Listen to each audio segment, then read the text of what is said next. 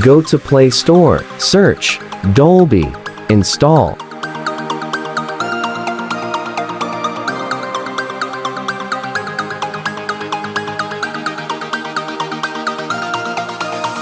Open and record your voice.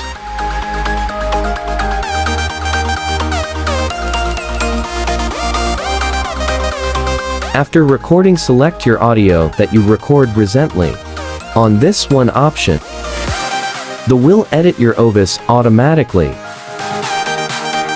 And also you can edit your Ovice from this option.